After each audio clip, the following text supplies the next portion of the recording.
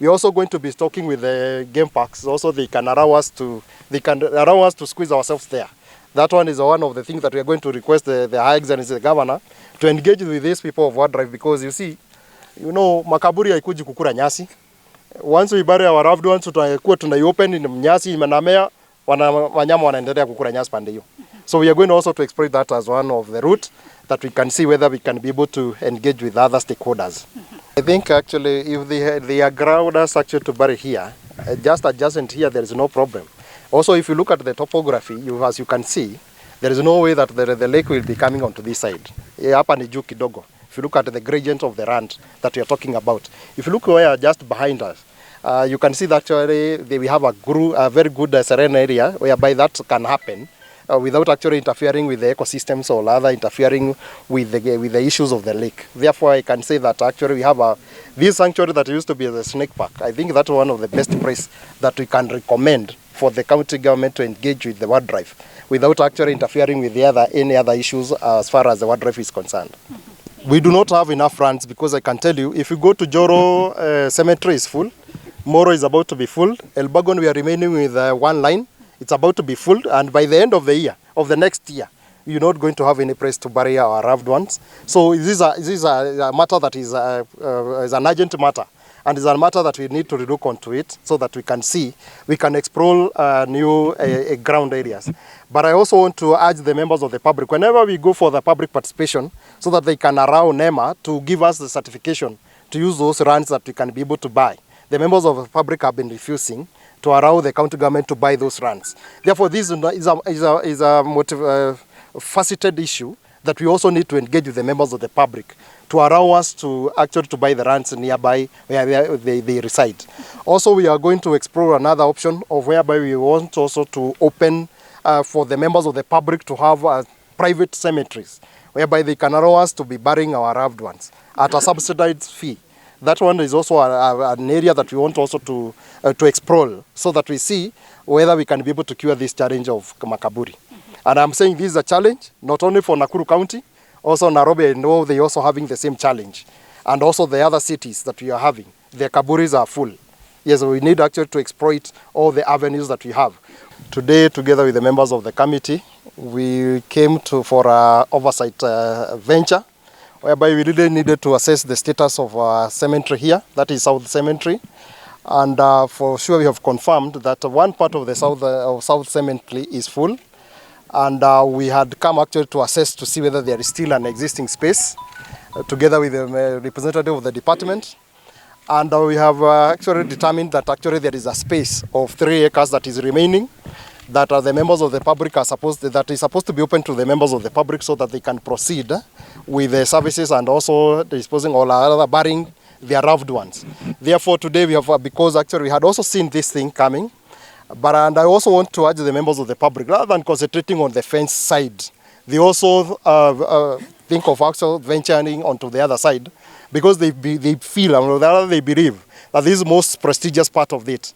We are also going to recommend to the county executive also to fence on the other side, and also to make sure that they have cleared all the bush that are around this area, so that it can look habitable. And when even the members of the public are coming to actually to dispose their bodies, or rather to bury their loved ones, they can have a cozy environment and a place where actually they can be able to relax. Therefore, I want to say that actually we received all that, the memorandum, or rather the communique that was done by the CC.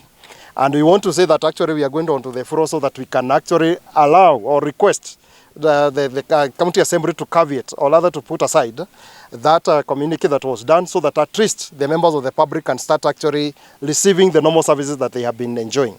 Also, we have noted that actually there is a lot of grabbing that has been done. There are some people who have built their houses or their houses on the top of the cemetery land.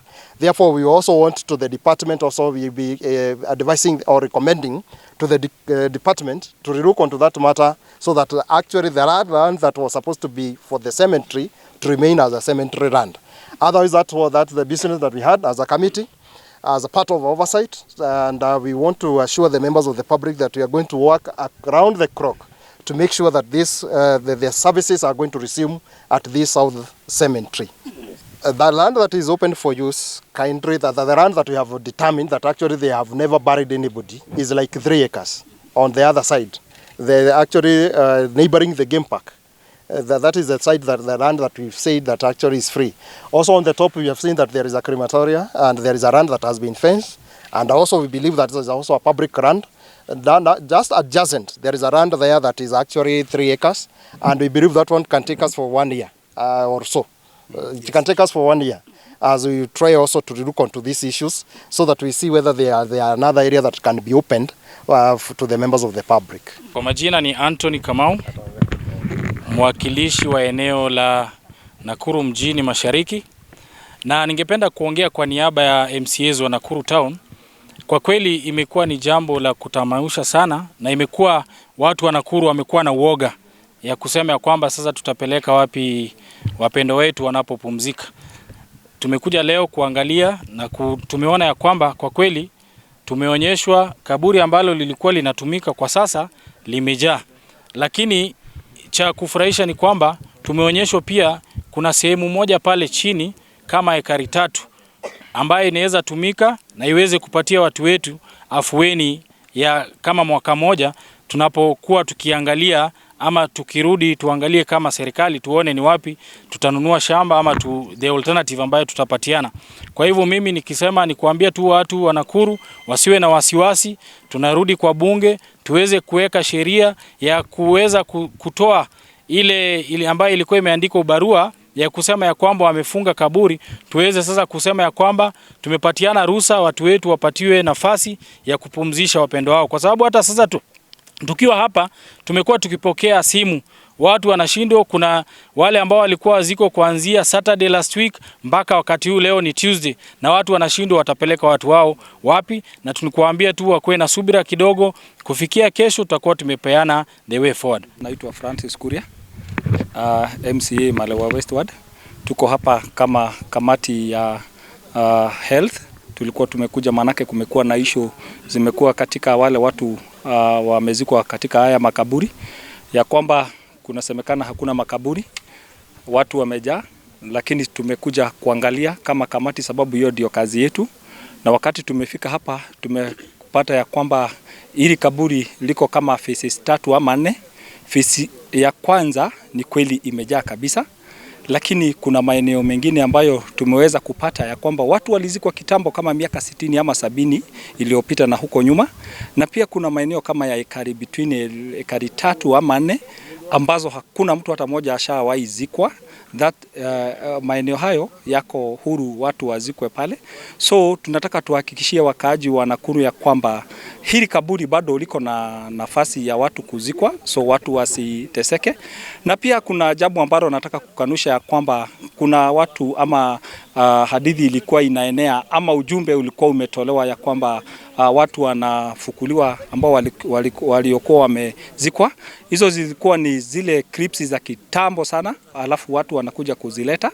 So huo ujumbe haukuwa wa ukweli, lakini ni kweli kwamba wale watu ambao wanafanya kazi hapa wametuonyesha na wametuhakikishia ya kwamba, sababu tumezunguka kaburi hili lote, ya kwamba wale watu wamezikwa hapa ambao wanazikwa na waliokuwa wamezikwa wako salama na wamelala salama. So yale maeneo ambayo tumeweza kuona hayajazikwa saa hii katika bunge kupitia kwa chairman wetu atatuongoza katika bunge, na tutaifanya kama matter of county importance, tuilete ili tupee the executive authority ya kwamba pale lile shamba ambalo watu hawajazikwa tuwapee uhuru wa watu wazikwe pale. Ndio tumekuja hapa. Kwa majina naitwa Mheshimiwa Alex Langat. Today we are here on a fact-finding mission following a huge public outcry following the social media that was existing in a few weeks ago, clips that were moving around about how the dead were actually being mishandled at this particular place. So as an assembly through the health committee, we came to look at it and be able to get facts on what was happening, because the information was very alarming, and it was actually showing that there was no justice for the dead within the county of Nakuru. So today we've been here and we have been taken round, and actually the facts are that we were able to find that the cemetery is totally full. But on the issue that was circulating, we found that it's true. There were some places where the workers tried to excavate so that they can be able to create places where they're going to bury. And in the middle, there were those old, loose materials that actually had to decay. And these were basically the blankets and the clothes that the dead were actually putting on.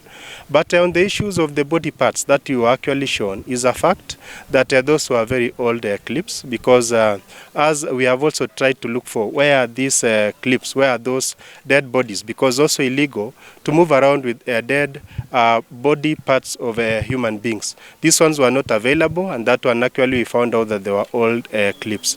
So as a way forward and as a solution, as an assembly, we will make a recommendation through our health committee here that there's land, there's still some land that can actually be able to be used, so that this land can be able to take to the rest, the debate that people worried about their dead ones not having peace even beyond the graves. So there are a lot of land we have found out, and it is upon us and the land department to be able to demarcate and be able to produce titles so that we really know where is our boundaries, because we see there's a lot of land grabbing and there's a lot of land that when we look at it with our bare eyes, we see that there's a lot of place instead of overcrowding and bringing the shame that you are actually able to see through the social medias in the very recent time. In our African culture, of course, we give a lot of respect to the dead.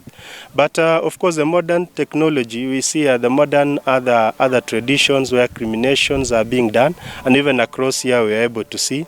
I know for us as Africans, in our culture it's hard to do that, the cremation.